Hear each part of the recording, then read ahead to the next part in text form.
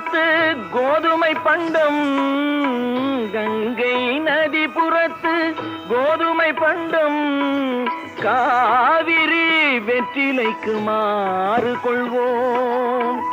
சிங்க மராட்டியர்த்தம் கவிதை கொண்டு சேரத்து தந்தங்கள் பரிசளிப்போம். சிங்க மராட்டியர்த்தம் கவிதை கொண்டு சேரத்து தந்தங்கள் பரிசளிப்போம்.